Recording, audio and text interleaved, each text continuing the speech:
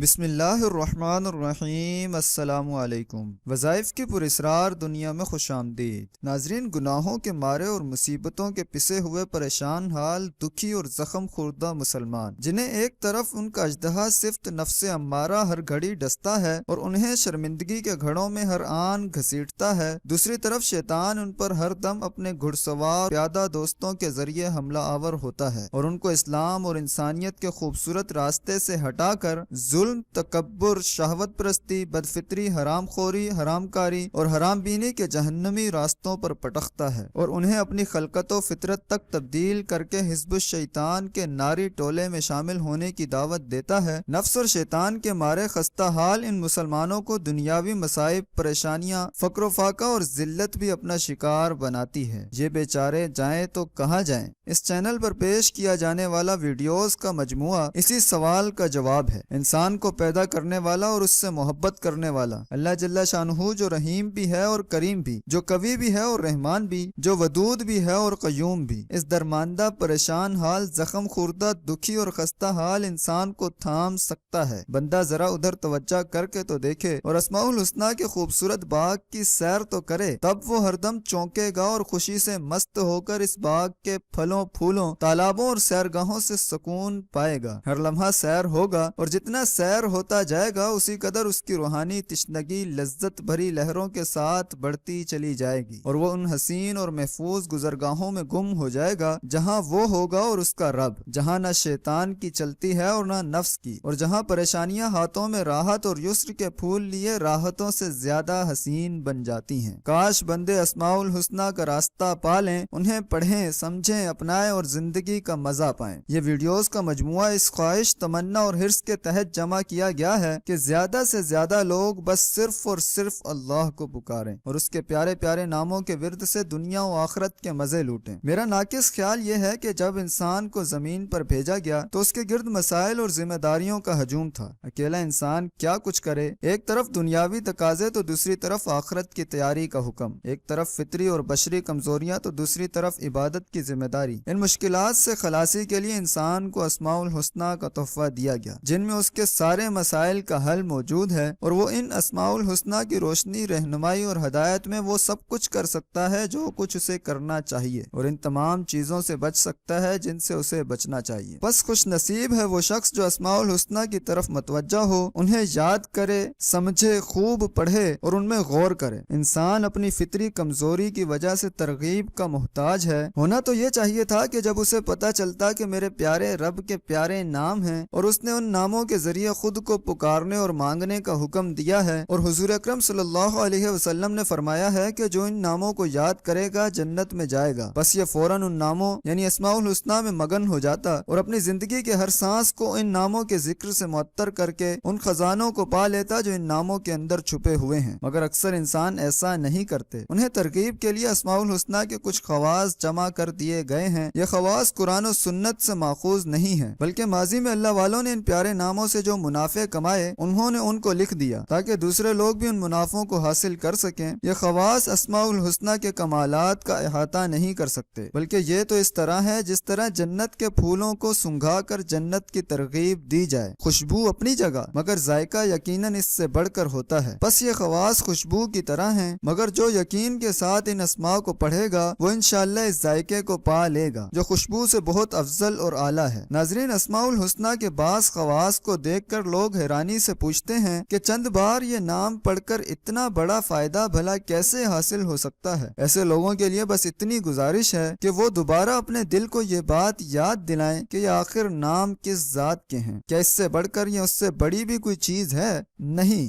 ہرگز نہیں۔ تو پھر شک، شبہ اور خلجان کی کیا بات ہے؟ بے شک اسماء الحسنی کے ورد سے ان خواص سے بڑھ کر فوائد ملتے ہیں، کوئی دل دے کر تو دیکھے۔ عدد اور مقدار کا اپنا ایک اثر ہے۔ حکیم کا نسخہ پڑھیں، چھٹانگ، تولے اور ماشے کے فرق سے دوائی کی تاثیر بدل جاتی ہے۔ حالانکہ چیز وہی ہوتی ہے مگر مقدار اور وزن اس کے اثر کو تبدیل کر دیتا ہے۔ ایک انسان کوئی بات ایک بار سن کر یاد کر لیتا ہے، مگر دوسرے انسان کو یہی بات 3 بار سننے سے یاد ہوتی ہے۔ ہے۔ حالانکہ زبان اور کان ایک جیسے ہیں، ایک شخص کتنی قوت برداشت رکھتا ہے اس کا تعلق بھی بعض اوقات عدد اور مقدار سے ہوتا ہے۔ اسی طرح گرمی، سردی، آگ اور پانی کے درجہ حرارت اور ٹھنڈک کے اپنے آثار ہوتے ہیں۔ حضور اکرم صلی اللہ علیہ وسلم نے بعض دعاؤں اور کلمات کے ساتھ ان کی تعداد بھی متعین فرمائی، جو عدد اور مقدار کے مؤثر ہونے کی سب سے قوی، مضبوط اور معتبر دلیل ہے۔ بس اس مجموعے میں اسماء کے پڑھنے کی تعداد اور مقدار کو کسی تجربہ کار حکیم کے تولے اور چھٹانگ کے تناظر میں دیکھا جائے، نہ کہ سنت و بدعت کی تعریف کے تناظر میں۔ ناظرین، انسانوں نے دین و دنیا کو الگ الگ کر لیا، جبکہ اسلام میں یہ دونوں اکٹھے چلتے ہیں۔ بس جن اسماء کے خواص میں کچھ دنیاوی فوائد لکھے ہیں، ان کے ساتھ ان اسماء میں بے شمار دینی فوائد بھی ہیں۔ اسی طرح جن اسماء کے دینی خواص لکھے ہیں، ان کے ورد میں بے شمار دنیاوی فوائد بھی ہیں۔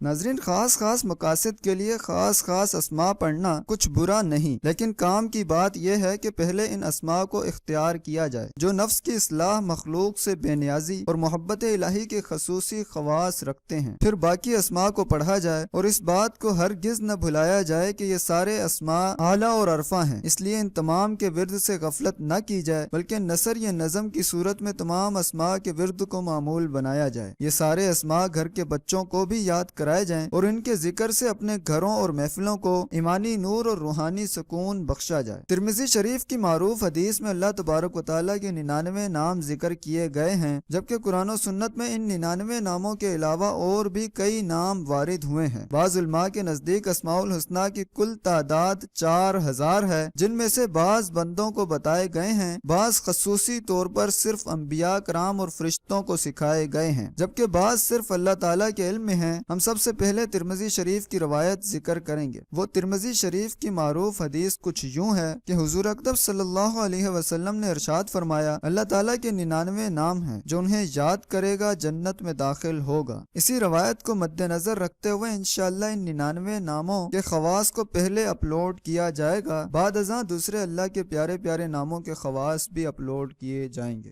السلام علیکم ورحمۃ اللہ وبرکاتہ۔